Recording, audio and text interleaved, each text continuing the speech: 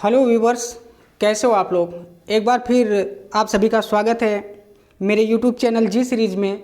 और ये जी सीरीज़ का 14वां पार्ट है। और आज मैं इस 14वें पार्ट में आप लोगों को ईंट के बारे में बताऊंगा, कैसे ईंट का प्रयोग किया जाता है और कहाँ किया जाता है, किस कंडीशन में किया जाता है।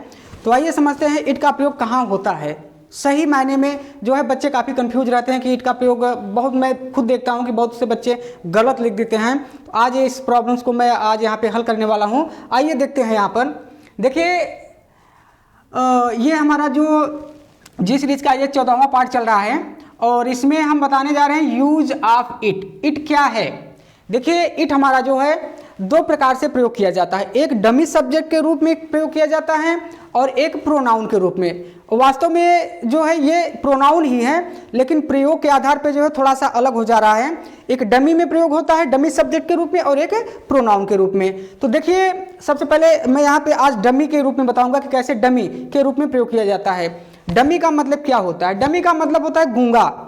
अब गूंगे का मतलब गूंगा कुछ बोलेगा नहीं, ठीक है। तो जैसे गूंगा शांत रहता है, वैसे अब जो डमी सब्जेक्ट के रूप में जब हम इट का प्रयोग करेंगे तो उसमें भी हमारा इट का कोई अर्थ नहीं होगा। आइए देखते हैं कैसे होगा। देखिए, डमी सब्जेक्ट का प्रयोग मैं बताने जा रहा हूं, ठीक है। इसके बाद फिर प्रोनाउन का प्रयोग बताऊंगा। देखिए, यहाँ पे हम इट का प्रयोग डमी सब्जेक्ट के रूप में कब करते हैं? अगर किसी भी सेंटेंस में टाइम का बोध हो, समय का बोध हो, डे दिनों के नाम का बोध हो, या फिर मंथ महीनों के नाम का बोध हो, या फिर नेचुरल इवेंट यानी प्राकृतिक घटना का बोध हो, ठीक है। किसी भी सेंटेंस में अगर इन चारों का बोध होता है तो वहां पर हम सब्जेक्ट के रूप में किसका प्रयोग करते हैं? इट का प्रयोग करते हैं, ठीक है। इस कंडीशन में समय, दिन, महीना और प्राकृतिक घटना, इस बात को याद रखिएगा। तब हम इट का प्रयोग किस रूप में करेंगे? डमी। उस कंडीशन में इट का कोई हिंदी मीनिंग नहीं होगा। देखिए, यहाँ पे लिखा हुआ है 4 बजे हैं, ठीक है। अब देखिए 4 बजे हैं, यहाँ पे हमारा इस सेंटेंस से क्या मालूम हो रहा है? इसमें समय के बारे में बात हो रही है, टाइम की बात हो रही है।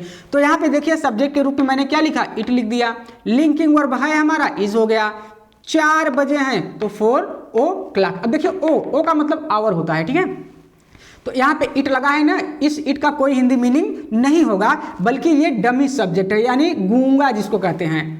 4:15 बजे हैं, इसमें भी टाइम का बोध हो रहा है। अब देखिए यहाँ पे 4 बजे हैं और यहाँ पे 4:15 बजे हैं, तो इट हमने लगाया सब्जेक्ट के रूप में, dummy subject. It is quarter past. देखिए क्वार्टर पास्ट जो है इसका मतलब सवा होता है, ठीक है। It is quarter past 4 o'clock। यहाँ पे हमारा जो है टाइम का बोध करा रहा है, इट का प्रयोग किया, ठीक है। यह भी हमारा डमी सब्जेक्ट हुआ क्योंकि इसमें समय की बात हो रही है। 3:45 बजे हैं, ठीक है। अब समय इसमें भी है, तो इट इज क्वार्टर टू का मतलब पौने होता है, ठीक है। क्वार्टर टू का मतलब पौने, तो it is quarter to 4 o'clock, ठीक है। यह भी हमारा हो गया। अब यहाँ भी इट का कोई हिंदी मीनिंग नहीं। 4:30 बजे हैं, अब इसमें भी टाइम का बोध हो रहा है, ठीक है। तो इट लगाएंगे सब्जेक्ट के रूप में, है के लिए हम इज लगा दिया यहाँ पर। हाफ पास्ट का मतलब क्या होता है? 4:30, ठीक है। सॉरी, हाफ पास्ट का मतलब केवल 1/2 होता है, ठीक है। यहाँ पे जैसे अगर आ गया 2:30 बजे हैं, तो 2:30 का मतलब क्या हुआ? 2:30 और वैसे भी 4:30 का मतलब क्या हुआ? 4:30, ठीक है। तो it is half past 4 o'clock। यहाँ पर भी हमारा टाइम का बोध हुआ। अब देखिए, आज रविवार है, किसका बोध हो रहा है? दिन का बोध हो रहा है। तो जब दिन का बोध हुआ पूरे सेंटेंस को पढ़ने के बाद, तो हम सब्जेक्ट क्या लगाएंगे? आंख बंद करके इट को लगा दो। अब हमारा क्रिया लिंकिंग वर्ब इज है, तो इसको लगा दिया। रविवार का संडे हो गया, और आज जो है हमारा एडवर्ब है टुडे, यहाँ पे हो गया। तो इट इज संडे टुडे। बच्चे क्या बोलते हैं? संडे इज टुडे बोलते हैं, जो कि गलत है, ठीक है। ग्रामेटिकली हमारा यही होगा कि इट इज संडे टुडे। एक डमी सब्जेक्ट है।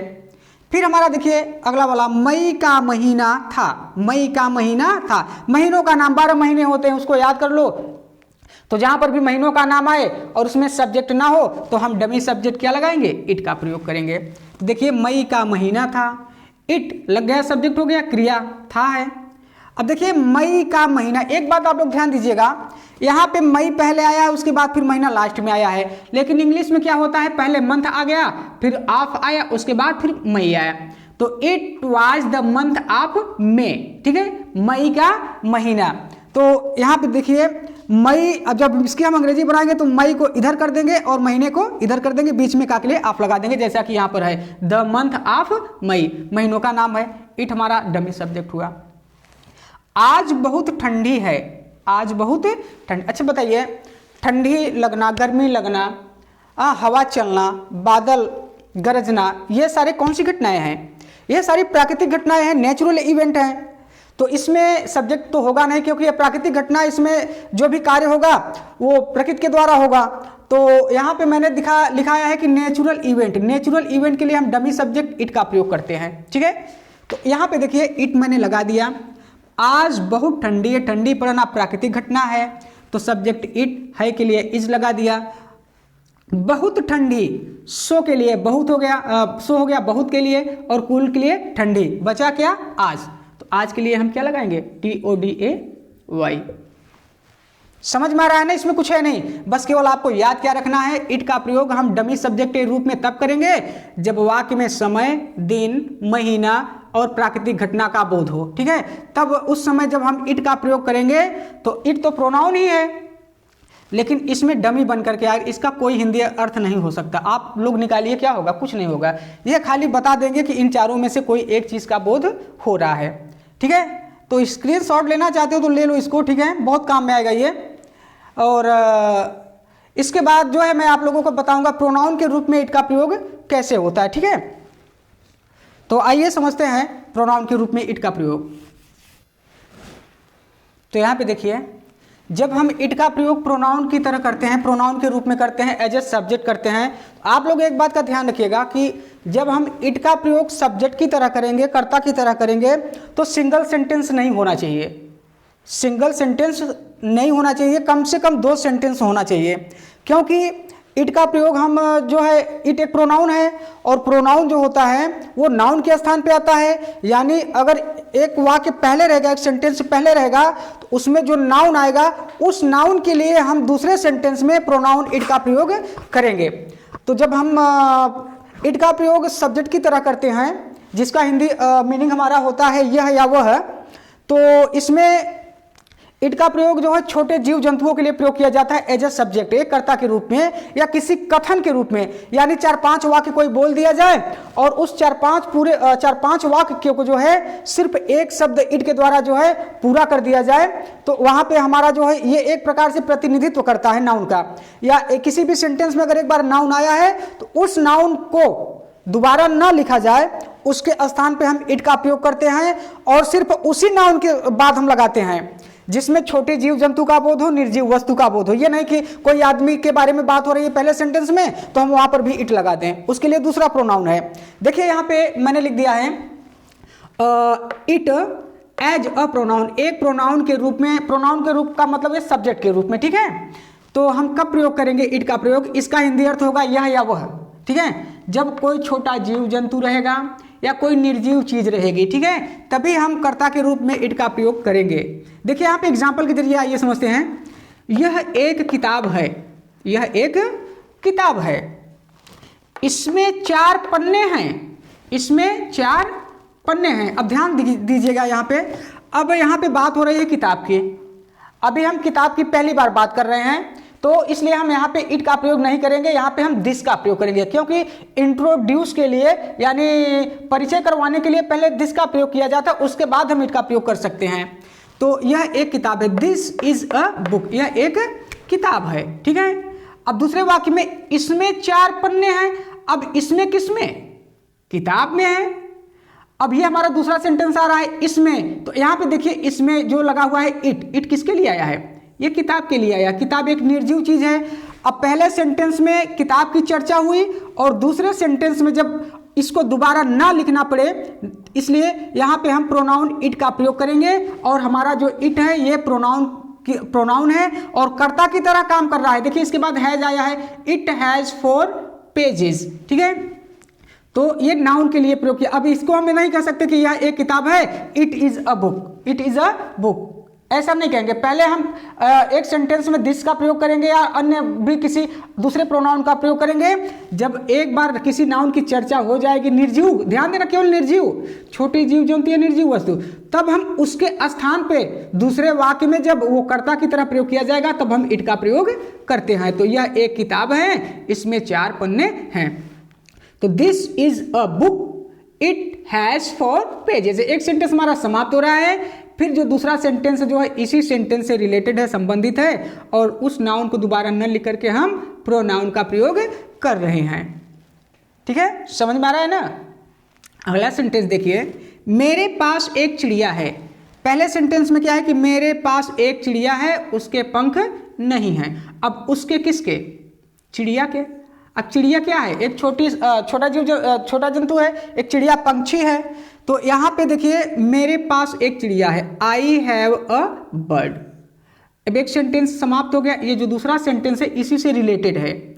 अब उसके पंख नहीं हैं, उसके किसके? चिड़िया के। अब हम दोबारा यहाँ पे बर्ड न लिख करके प्रोनाउन का प्रयोग करेंगे इट। ठीक है, छोटी जीव जंतु निर्जीव वस्तु के लिए इट का प्रयोग होता है।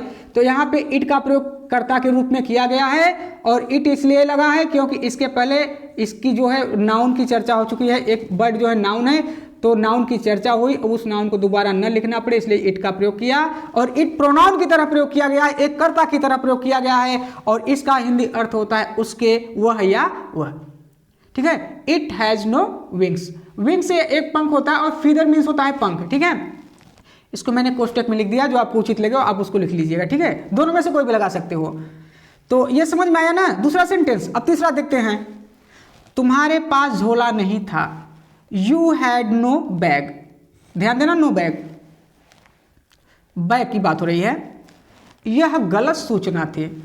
अब देखिए यहाँ पे ये पूरे सेंटेंस के लिए आया है इट।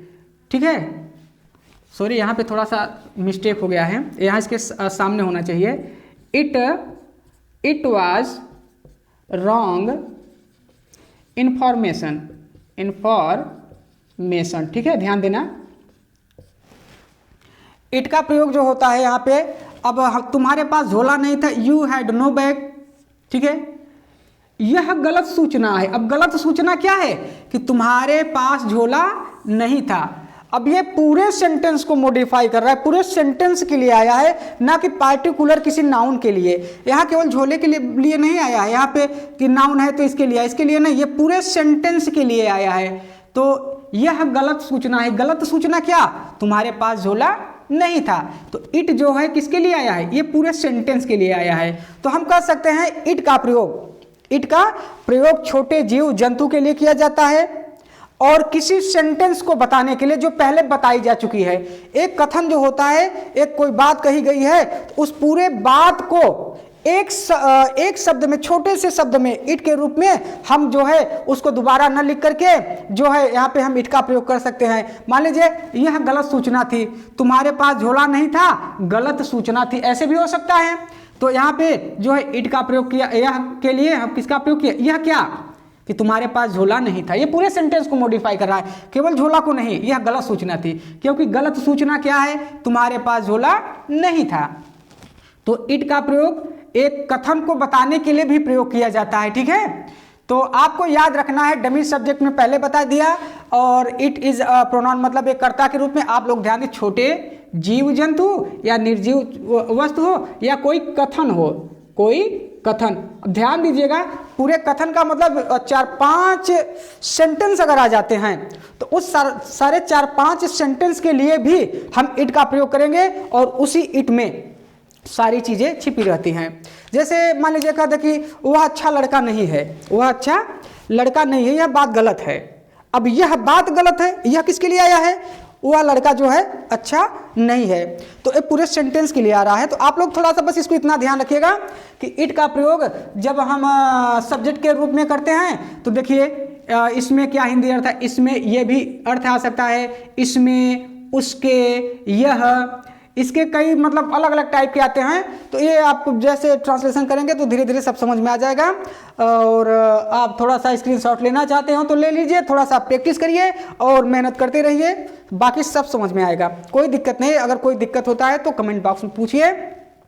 और लास्ट में अगर ये वीडियो आपको अच्छा लगा हो, वीडियो तो अच्छा लगा होगा क्योंकि आपने लास्ट तक देखा है, तो इस अगर आपने सब्सक्राइब नहीं किया चैनल को तो सब्सक्राइब कर दीजिए, इसको शेयर कर दीजिए और लाइक कर दीजिए। फिर मिलते हैं अगले वीडियो में। जय हिंद।